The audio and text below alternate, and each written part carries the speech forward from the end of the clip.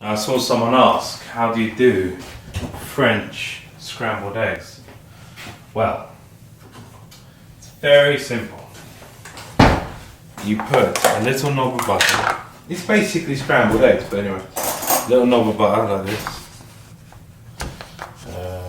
Little one, not a fucking Gordon Ramsay one, a little knob of butter. Turn this motherfucker on. And then I like to use very specific eggs. You can probably get something similar in your country of origin. Just ignore that. That'll be one of the 12 Days of Hermes prizes now. And with some glue. I use these. These are Halloween inspired ones, allegedly, but these are what I use. They are like orange eggs. They're very strange, and essentially, I'll just wait for the butter to do something. Come on. But 4 of these, straight in. Come on,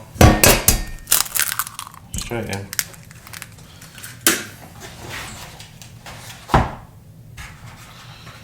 Now, the thing with French scrambled eggs is it's all about the speed. Very slow. Everything is slow. Just like the French. Everything is super slow. So, what I make sure I do before I start is I just tap with a wooden spoon. This wooden spoon has a little pin on the end of it, like that. I'll just tap the egg yolks. There's like egg yolks in there. I'll just tap them each, just to open them. That's all I do. And after that, it's very slow. And this is going to be a 15-minute process of me stirring at about this speed. So I will not make you watch that, but I will show you the end result. While I'm waiting for these scrambled eggs to scramble, we'll talk about what we're going to do today. Yesterday was a frustrating day. It happens every now and then, and it's happened a lot during this Call of Duty thing. For a few reasons, and valid reasons. You know, it's not just drama for drama's sake, but the issue here is twofold. If I hear something I don't like, that's fine. Doesn't necessarily mean I'm allowed to change it. So what I do is do a draft of what I think is the correct idea in that moment, and have to have that then approved. In some way, it's a rather annoying way of working. I've never actually had to work that way before in my entire fucking life. But yeah, it's a pain in the ass. But so what's happening at the moment is that there's some things I do genuinely want to add because I think they're going to make the project better. But first of all, it's turning off my nostalgic ears because I obviously know all of these songs, and I'm approaching them from a point of view that I do know them, as in I want to keep them fairly similar to their original form. But there are parts of some of these songs that are, in no uncertain terms, very poor. They are not good. So they need to be apprehended in some way and evaluated and then furthered in some way. So that's kind of my task, and I'm having a little bit of trouble with the abracadabra verse. It's I always knew it was going to be a bit of a shit, but it's wasting my days now. And I don't like that. I never like that. So I think what I'm going to do is the things I did yesterday, I'm going to transfer over to a piano and see if that sounds cool. But it's not really the instrumental bed. I'm actually not that unhappy with that, although I did delete it. It's not really that I'm unhappy with that. It's what melody. It's the vocal over the top that makes me cringe. Like there's got to be something there that I can be interested in and want to listen to it again. Because if I leave it with that, like a dog in the sky, I'm never going to listen to that song because that is childish bollocks to me. So yeah, that's our kind of duty today, is to ensure that that verse is sorted, because basically as soon as that verse is sorted, that can be sent over to, this is the speed we're doing it at, by the way, very slow. It's been there for about 5 minutes. We're going to send that verse over to Almora once it's done. We're going to send that whole song, over to Almora. She's done, I believe, the rest of it. She's just waiting for guidance as to what to do on those verses, because of course they're not where they need to be. So that'll be it. So that'll be what we're doing today, and then who knows what else? Maybe the bass on that. The bass on Carry On was approved, so I can carry on with carrying on the bass on Carry On. So maybe we'll do that. The other day I did like a very rough demo of the bass on that song, but today I'll really hone it in and perfect it and add all my bass techniques. Maybe I'll take you through that. I did a little video on TikTok about my bass technique, because I've really got a fucking sick-head bass technique now. But maybe we'll go through that together. Now, while we're still discussing scrambled eggs, French scrambled eggs, I'll introduce you to something that you may not have seen since the 80s, if you were even born then. And I know it's willfully perverse, but we are talking white ground pepper. So this is not your black fucking Spanish pepper. Look up your pepper history if you don't know why I said it's Spanish. This is old school, out of touch, out of date, slightly racist, probably voted for Brexit if it was English. Definitely voted to stay in the Euro. This is white ground pepper. And I know you're saying, Ben, what the fuck? It's 2021. And I'm like, mate, it's really good on scrambled egg. And of course, you've got to drizzle a little bit of that sea salt. Just a little bit. Enough to make your heart go, mmm. Once your heart's going, mmm, you realise that not only are you making something delicious, but it's helping you in a way. It's making your heart go, fucking hell, what the fuck? Put some effort in, heart. So, there we go. And this is, I'm about to serve this up, so actually you can stay right there. I'm going to grab one of the official Hurt Records bowls. I like that one. Good for that one. And then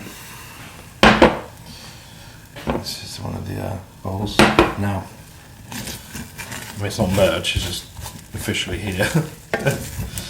And then, what have we got? We've got some delicious dregs.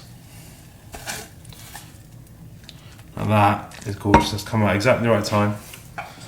Everything in there is perfect. So let's turn this off. And there we are, a little bowl of scrambled egg. And that is breakfast today. What's the chances it's going to get there this time? I mean, to be fair, if you can't even see the address on Google Maps, then what's the point in sending it? That's what I think. What I would do is ask him for a second address and go from there. Oh, fucking hell. Right, so another thing that I need to do in the next, basically this week, I think, is record how to play the songs that we're going to do at this Christmas event coming soon. That was wrong with my voice. So the problem here is that Johnny, who is like my resident best guitarist, because he's fucking ridiculous, and plays really differently to me as well. Like, we're both rhythm guitarists, but we're not the same guitarist. So it's really nice to have someone else involved with everything who brings something different to me. Problem is, he's on tour with a band called Cradle of Filth, and all of their guitars are tuned to D standard, and they cannot be changed. They're either ever tuned or Floyd Rosed or whatever it is, which means that they have a very specific guitar bridge that's basically locked in tune, and changing it would be fucking really detrimental, because you can't just switch those back you can with an Evertune to some extent, but you wouldn't want to. The band wouldn't want that to happen. So basically everything I need to send him has to be tuned to D standard, where this event is all going to be in E flat standard.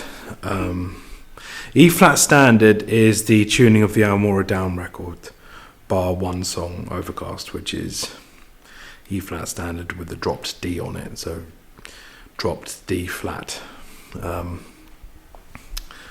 that I love that tuning. I've always loved E flat standard, and I did a lot of no, to be fair, Pressure, the original Pressure Fashions Diamonds, which was basically what Quiet One was called before Quiet One existed, was all in E flat standard. Then when I met Mel, because of where her voice laid, like, she has a very specific, Mel's got such an amazing voice. Like, I mean, obviously so does Amora, like, two ridiculously different but so cool. Their voices are just ridiculous. Mel has such a vintagey vibrato in her voice, like a really tight vibrato. It's so weird. Like, you never hear that now in modern music. So I was like, right, okay, yeah, you're going to be my singer. When I got in the room with her, I realised that everything was slightly too pitched down for her. So it just came up half a step. That was it. So everything in on the new Pressure Fashion, what you know as Pressure Fashions Diamonds, is in E standard tuning. So a semitone above where I would have preferred it to be for me just having fun on the guitar, basically. But I've tuned up or tuned down this Fender Platinum guitar, which is a guitar from the Fender Custom Shop, which is literally coated in a very thin layer of platinum. Why? Doesn't matter why, but it is, and it's really more of a talking point than anything else. But so that's it. I've got to make videos teaching everyone how to play all the parts I want, and then the idea being that they can use those parts if they want. It gives them a rough guide of where they should be on the guitar, basically, and the bass, and if they want to use those, they can. If they don't, then they can make what they want. Basically, I really do like the idea of them bringing something new to this, so they can use it as a kind of template, and then just bring their own voice on the guitars through, because everyone has a voice with the guitar. So that's what I've got to do this week as well. So you may see me doing some of that as well.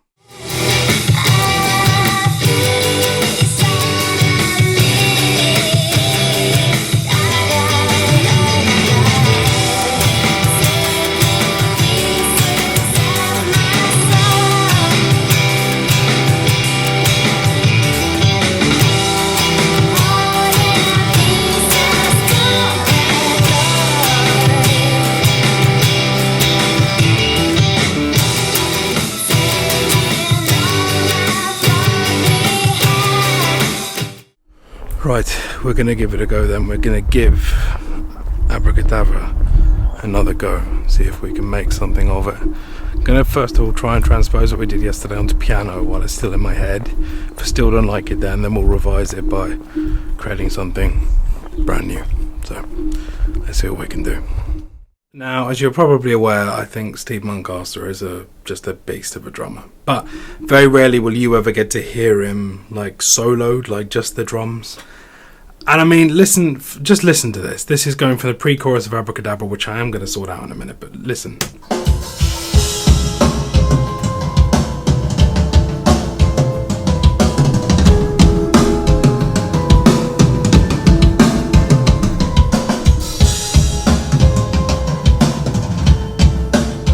Listen to this bit with the kick pedal, see it goes.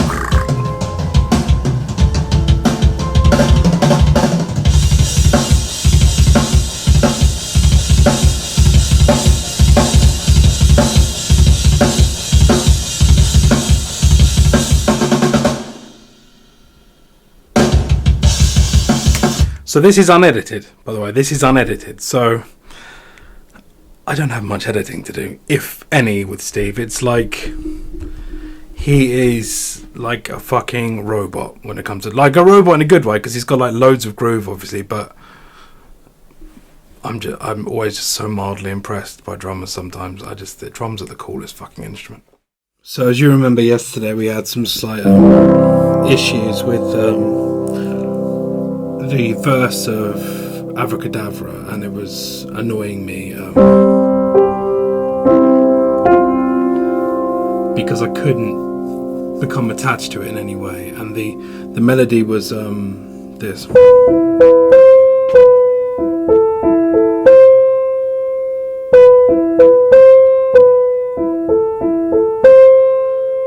Ongoing. The problem with that part is I've come to realise that there is just a music bed in the background of that part. What is the most important feature is the vocal, although it won't stay the way it currently is because that's awful. That has to be the most important part because the drums are doing an awful lot here. We've got a constant toms, almost like primal beat underneath what we're doing. So I figured that the best thing to do is to allow that space and instead to transpose the guitar. I may keep the guitars in there in the background, but it would not be a part that I would play live now. I would transpose it to piano. So I've come up with a 2-chord slightly dissonant thing here, which is an E major and C.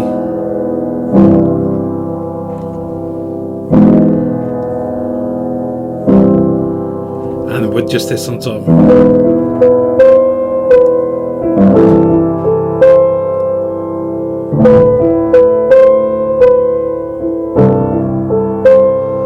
I could do that. I could go down to the D to the C. I don't know. Let's try an octave up here.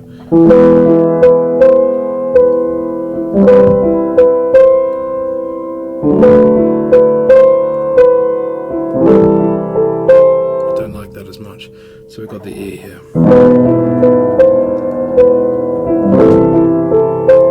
Because we can go to something quite interesting here, which is my typical, which I love doing.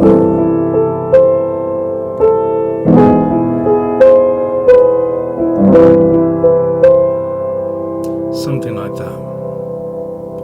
But this is gorgeous, the kind of the twinkly.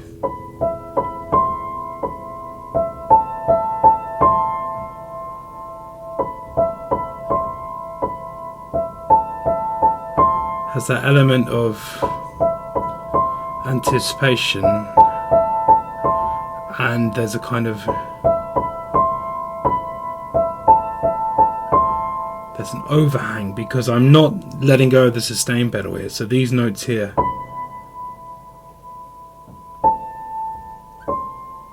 are just bleeding into each other.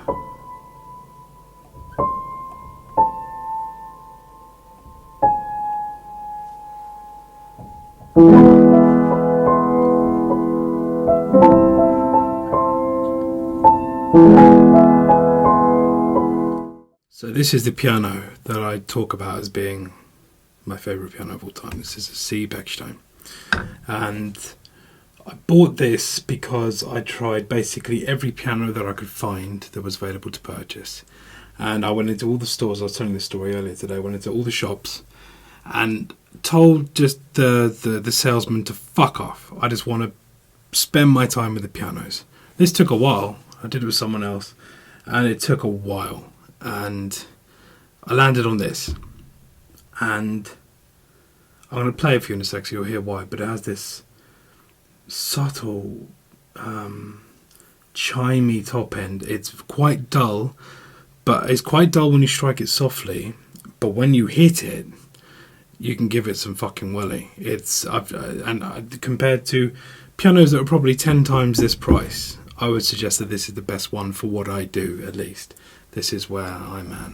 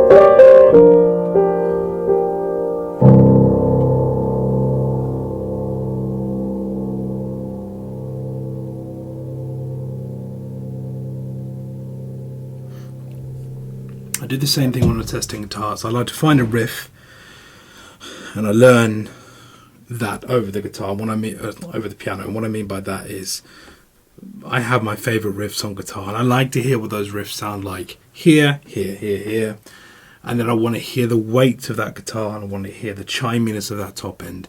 And so far, there's only been a few luthiers that can make me guitars that appeal to me on all ends of that spectrum. I'm really fucking anal about that stuff. And on the piano, it's exactly the same. I mean, this piano...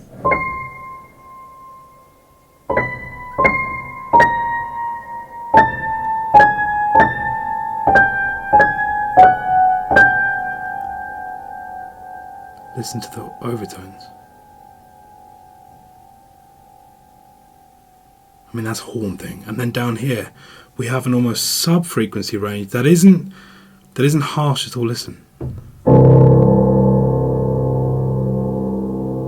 And there's movement to the notes. I mean, this is a very, very old piano. It's a Model 8. Very, very old.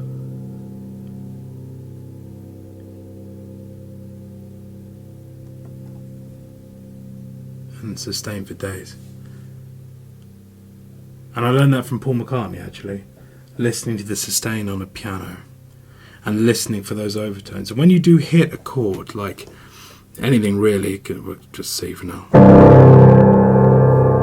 After a while, you do start to hear those strange overtones. Now I'm hearing a complication there. I'm hearing disharmony.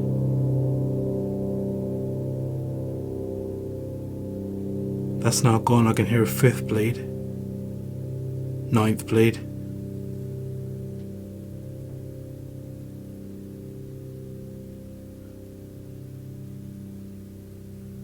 So I'm getting that note. Strange. I love pianos. Pianos are everything to me. But I think we've come up with a good part here. So let's go and record it. And what I'm going to do is I'm going to record it in two different ways. There's this very heavy section of the song, which is very fucking heavy, and then it breaks, and there's this moment where it's literally just into the verse. So I'm thinking, for that little break here, maybe even octave it. I don't like that. That's quite nice. We'll try both of these octaves.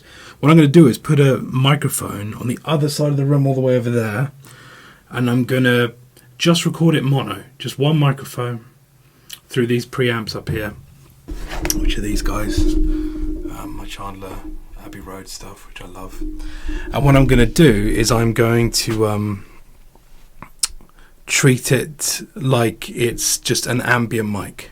And then when we come into the verse, so that's only 2 bars. Then we're into the verse, and when we're in the verse, we'll do a fully mic'd up piano sound at that point. So it will be 3 microphones, I normally do, and a sub mic under the piano to get that more full range piano sound. Even though it's going to be in the background, I want it to sound like a full piano. Whereas that strange spacious room mic might be quite far down in the mix, might be quite low fidelity. I might send it through one of my reverb plates and or reverb tanks, or the pipe. Even the pipe is good. Pipe might be too long a reverb for this, but let's have a play. Let's see what it sounds like. Okay, so I think we're on to something. So we've got my Bechstein piano.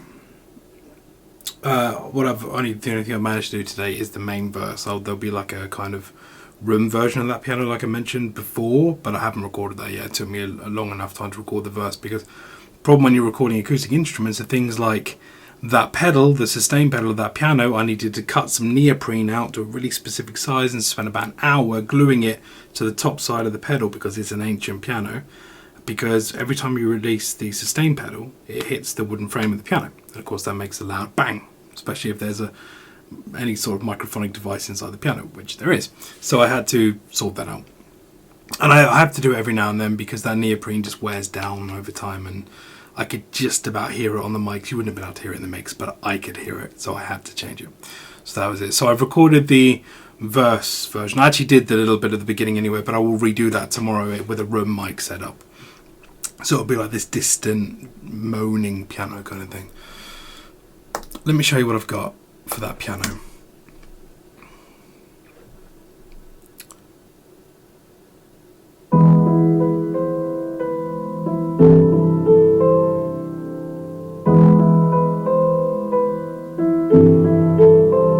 Such a rounded sound like down the bottom here.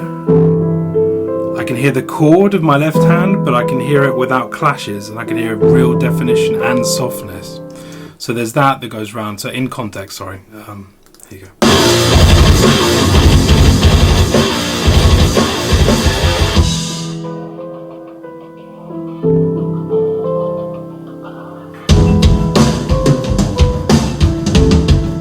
What I've opted and decided to keep in is this weird little fly thing I did on the guitar yesterday. Basically, I was bending the guitar going, and then swelling that in with the volume pedal, and the resulting sound is this, if I just play the piano and that together. It's an interesting sound. It's something I used to do a lot back in the day. I haven't done that for a long time, but it just adds a little kind of these moments of interest here and there, and I like listening to stuff like that. So here you go, here's where the fly sound. I call it the fly.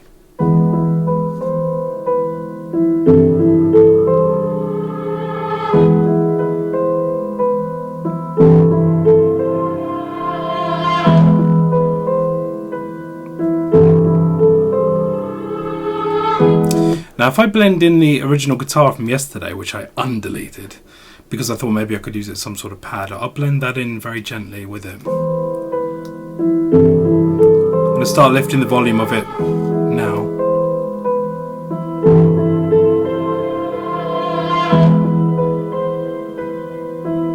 Bring it down a little bit.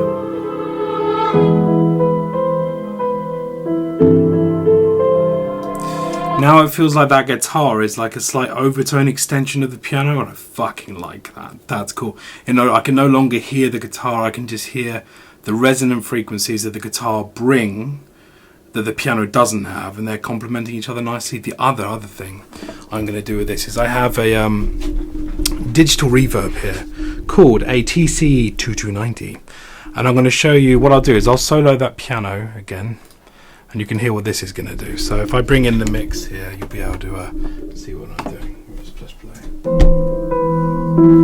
Let's bring out the mix here.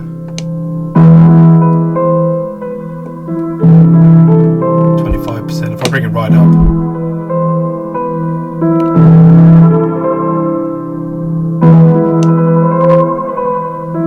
it's just bending the piano very slightly.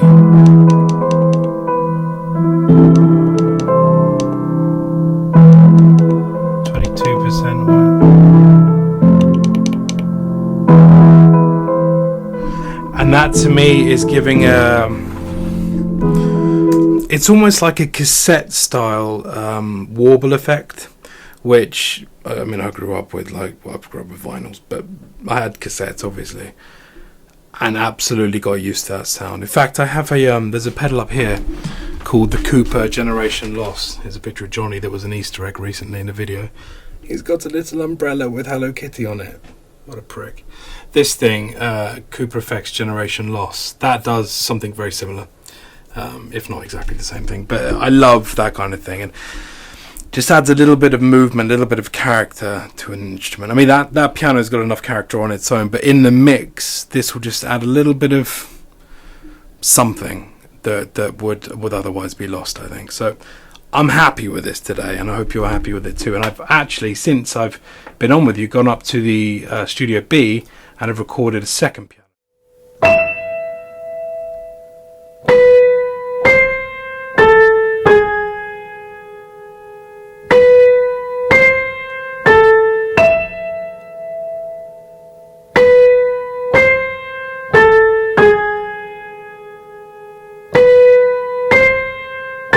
So all together, we have this. This is the grand piano up there coming in here. 3, 2, 1.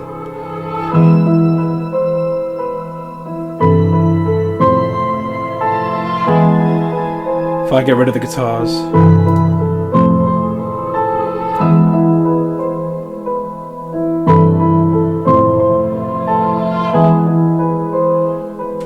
we've got a nice solid foundational bed there to rest some vocals on, but maybe we need to change those lyrics because I'm not feeling it.